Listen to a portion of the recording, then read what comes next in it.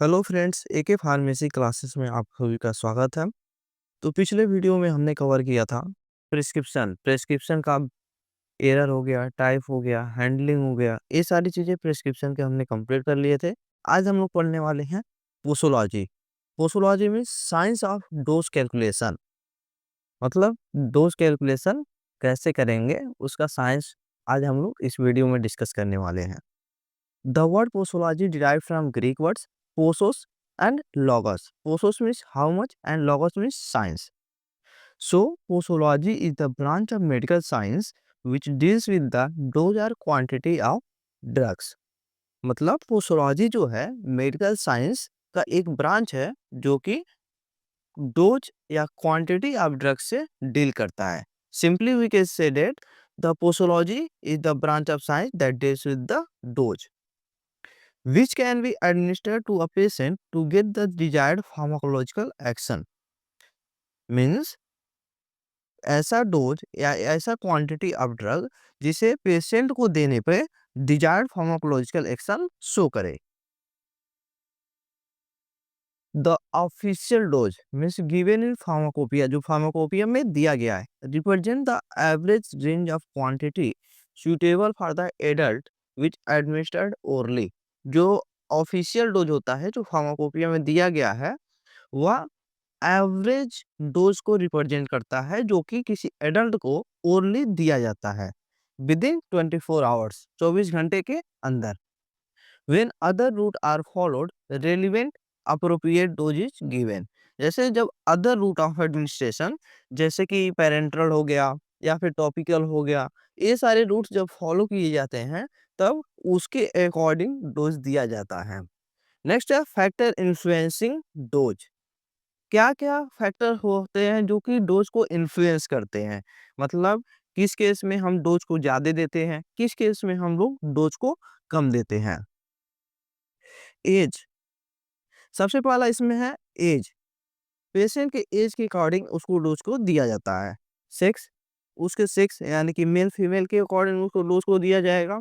Body weight, जो dose का calculation होता है बॉडी वेट के अकॉर्डिंग होता है। Route of administration, different different route से डिफरेंट डिफरेंट डोज को दिया जाता है।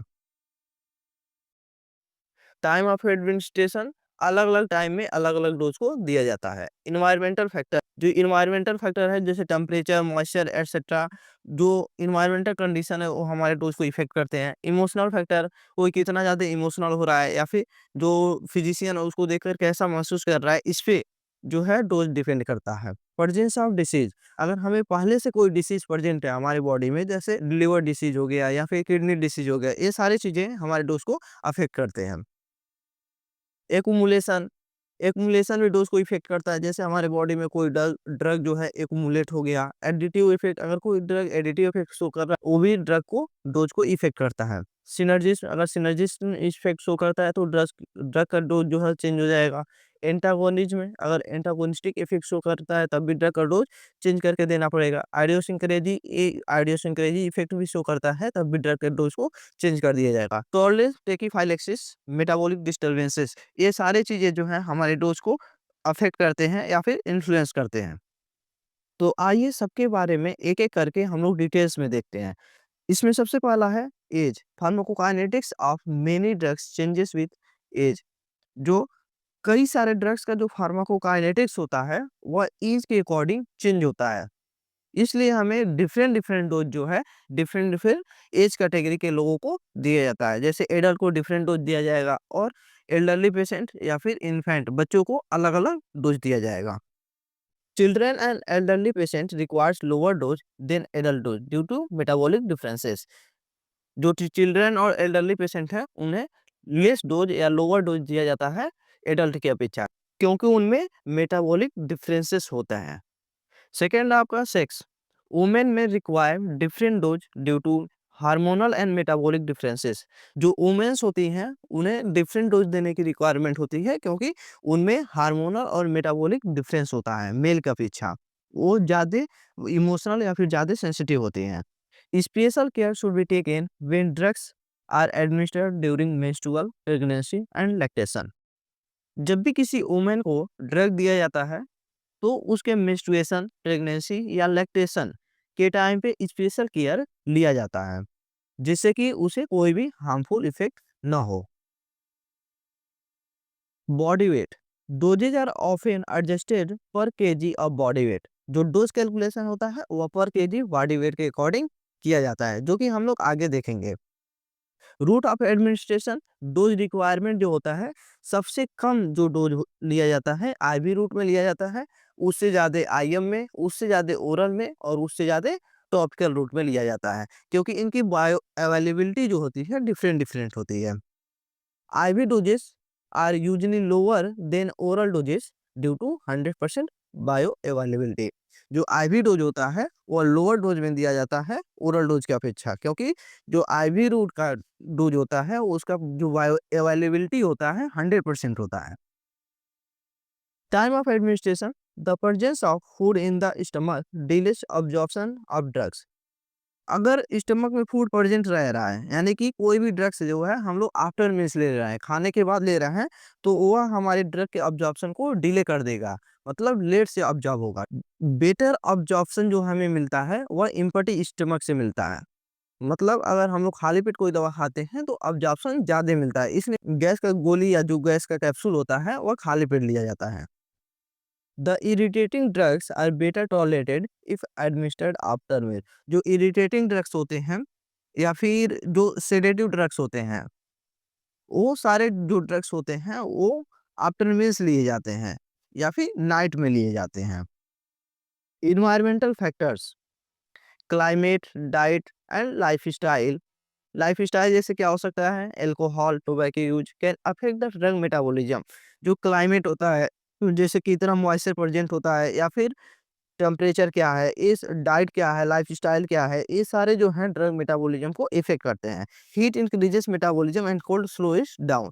जो हीट अगर टेम्परेचर ज़्यादा है इन्वायरमेंट में तो वह मेटाबॉलिज्म को इंक्रीज कर देगा, या फिर अगर ज़्यादा ठंडा है तो मेटाबॉलिज्म को डिक्रीज कर देगा। नेक्स्ट है आपका emotional factor. The females are more emotional than male and requires less dose of certain drugs. जो फीमेल्स होती हैं वो मेल का अपेक्षा ज़्यादा इमोशनल होती हैं, इसलिए उन्हें कुछ ड्रग्स का लेस डोज दिया जाता है। The personality and behaviour of a physician may influence the effect of drugs, especially for the drugs which are intended for use in psychosomatic disorders. जो फिजिशियन का पर्सनालिटी और बिहेवियर है वह किसी ड्रग के इफेक्ट को अफेक्ट कर सकता है, especially in the case of psychosomatic disorder. जब किसी ड्रग को साइटोसोमैटिक डिसऑर्डर पेशेंट को दिया जाता है तो फिजिशियन का जो बिहेवियर है या फिर उसका जो पर्सनालिटी है वह ड्रग के इफेक्ट को अफेक्ट कर सकता है या फिर इन्फ्लुएंस कर सकता है। साइकोसोमैटिक डिसऑर्डर क्या होता है, फिजिकल डिसऑर्डर होता है जो कि जब हम बहुत ज़्यादा स्ट्रेस में रहते हैं तब ये हमें होता है। Presence of disease, liver and kidney diseases affect the drug metabolism and excretion। Liver और किडनी डिसीज अगर हमारी बॉडी में है तो वह ड्रग मेटाबॉलिज्म और उसकी एक्सक्रीशन को अफेक्ट कर सकते हैं। Liver diseases reduces drug metabolism. अगर हमारे बॉडी में लीवर डिसीज प्रेजेंट है तो वह ड्रग मेटाबॉलिज्म को रिड्यूस कर देगा और हमारे एक्यूमुलेशन को इंक्रीज कर देगा। मतलब जो ड्रग एक्यूमुलेशन हमारे बॉडी में हो रहा है वह इंक्रीज हो जाएगा क्योंकि मेटाबॉलिज्म होगा नहीं। Kidney diseases affect the drug excretion. जो किडनी डिसीज है वह ड्रग के एक्सक्रीशन को अफेक्ट करता है, क्योंकि अगर हमारे बॉडी में किडनी डिसीज है तो वह ज़्यादा से ज़्यादा जो ड्रग का एक्सक्रीशन है यूरिन के थ्रू वह नहीं कर पाएगा, इससे भी हमें प्रॉब्लम हो सकता है। Accumulation, if the drug is not eliminated properly toxic effect में अकर्स। जैसे आपने देखा कि जब किडनी में डिसीज हो जा रहा है तो वह एलिमिनेट नहीं हो पा रहा है। ऐसे ही जब एक्यूमुलेशन होता है, किसी भी ड्रग का एक्यूमुलेशन होता है तो वह प्रॉपरली एलिमिनेट नहीं हो पाता हमारे बॉडी से, जिससे हमारे बॉडी में टॉक्सिक इफेक्ट शो होता है। Additive effects, when two or more drugs administered together, then it is equivalent to addition of their individual pharmacological action. This phenomena of addition is called additive effect। जब दो या दो से अधिक drugs एक साथ लिए जाते हैं तो उनका जो फार्माकोलॉजिकल एक्शन है, मतलब जो उनका अलग-अलग फार्माकोलॉजिकल एक्शन है, वह उन दोनों ड्रग के कंबाइंड एक्शन के बराबर हो जाता है, तब इसे हम एडिटिव इफेक्ट कहते हैं। इसे एक एग्जांपल से समझते हैं। जैसे अगर हम कोई ड्रग ले रहे हैं ए इफेक्ट शो कर रहा है एक्स, और हम कोई ड्रग ले रहे हैं बी, ए इफेक्ट शो कर रहा है वाई। तो अगर इन दोनों ड्रग को अगर हम कंबाइंड फॉर्म में ले रहे हैं ए बी, तो जो इन दोनों का इफेक्ट है वो ऐड होके एक्स प्लस वाई हो जा रहा है। तो इस इफेक्ट को हम लोग एडिटिव इफेक्ट कहते हैं। Additive effect. Synergism. Synergism is the phenomena where two or more drugs work together to produce a greater effect than sum of their individual effect. मतलब इसमें क्या होता है, जब दो या दो से अधिक ड्रग एक साथ दिए जाते हैं, तो उनका जो कंबाइंड इफेक्ट होता है वह उनके इंडिविजुअल इफेक्ट के सम के ज्यादा होता है। इसे भी अगर हम लोग एक एग्जांपल से समझना चाहें, तो अगर कोई ड्रग ए है और कोई ड्रग बी है, ए ड्रग शो कर रहा है एक्स एक्शन और बी ड्रग जो शो कर रहा है वाई एक्शन। अगर इन दोनों को कंबाइंड फॉर्म में दे दिया जा रहा है, तो जो ए और बी का कंबाइंड एक्शन होगा एक्स वाई, वो एक्स प्लस वाई से ज्यादा होगा। मतलब जो एक्स वाई है, एक्स का जो एक्स इफेक्ट है और वाई इफेक्ट है, इन दोनों के सम के ज्यादा होगा। Means X plus Y is less than X Y.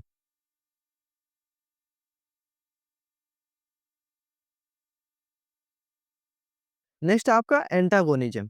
Antagonism is the phenomena where one drug reduces or blocks the effect of another drugs. Antagonism जो है एक फिनोमिना है जिसमें अगर दो ड्रग्स को एक साथ लेते हैं, तो एक ड्रग जो है दूसरे ड्रग का इफेक्ट को रिड्यूस कर देगा या फिर कंप्लीटली ब्लॉक कर देगा। The combined effect of the drug is less then the effect of each drug individually. जो दोनों ड्रग एक साथ ले रहे हैं उनका जो कंबाइंड इफेक्ट होगा वह कम होगा अगर उन दोनों को अलग अलग लिया जाए। मतलब अगर इसको भी एक एग्जांपल से समझना चाहें, तो ऐसे समझ सकते हैं कि अगर एक्स इफ ए ड्रग जो है एक्स इफेक्ट शो कर रहा है और बी ड्रग जो है वाई इफेक्ट शो कर रहा है, तो जो इनका कंबाइंड इफेक्ट होगा ए बी, वह एक्स वाई होगा, और ए जो है कम होगा किससे, एक्स प्लस वाई से। ठीक। मतलब जो एक्स इफेक्ट है और वाई इफेक्ट है, इन दोनों को अगर जोड़ दें, तो एक्स वाई जो इफेक्ट ए बी शो कर रहा है इससे ज्यादा होगा। Idiosyncrasy refers to an unusual or abnormal reaction to a drug that is different from its pharmacological action. Idiosyncrasy क्या होता है? किसी भी ड्रग्स का अनयूजुअल या abnormal रिएक्शन जो कि इसके ओरिजिनल फार्माकोलॉजिकल एक्शन से डिफरेंट होता है। मतलब अगर कोई ड्रग हम लोग खा रहे हैं, तो वो हमारे बॉडी में जाकर के अपना फार्माकोलॉजिकल एक्शन शो नहीं करता है, जबकि वह हमें एडवर्स रिएक्शन शो करता है, कोई अनयूजुअल या अबनॉर्मल सा रिएक्शन शो करता है। Tolerance. Tolerance refers to a reduce response to a drug after repeated use. Means higher dose are needed to achieve the same effect. Tolerance क्या होता है, जब हम किसी ड्रग को रिपीटेडली यूज करते हैं, मतलब बार बार यूज करते हैं लंबे टाइम तक, तो उसका जो रिस्पांस होता है वह घट जाता है। इसी को टॉलरेंस कहते हैं। मतलब सेम इफेक्ट को पाने के लिए हमें हायर डोज का रिक्वायरमेंट होता है।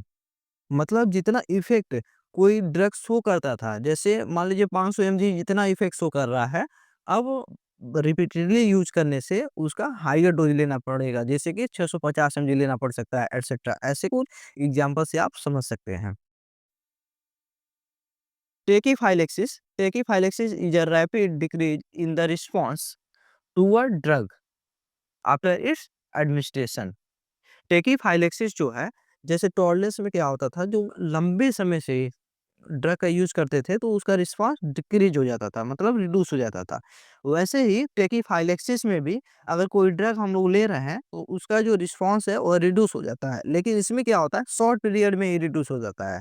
ओवर अ शॉर्ट पीरियड और फिर after just a few doses, मतलब अगर हम कुछ डोज़ ले रहे हैं, 2-4 टाइम खा रहे हैं और उसका जो रिस्पॉन्स है वो रिड्यूस हो जा रहा है, तो इसे हम लोग टेकीफाइलेक्सिस कहते हैं।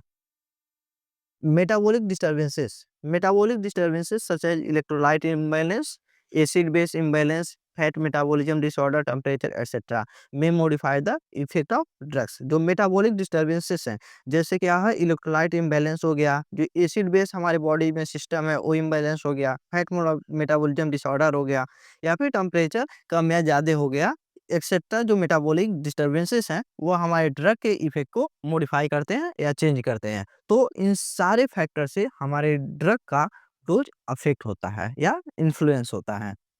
यहाँ पे आपका पोस्टोलॉजी टॉपिक कंप्लीट हो जाता है और अगले वीडियो में हम लोग देखेंगे कि डोज कैलकुलेशन कैसे करते हैं। पोस्टोलॉजी या फिर फार्माकोपिया के अकॉर्डिंग डोज कैलकुलेशन कैसे होता है। वीडियो अच्छा लगा हो तो लाइक कर दें और चैनल को सब्सक्राइब कर लें और अपने दोस्तों के साथ शेयर भी कर सकते हैं। Thank you.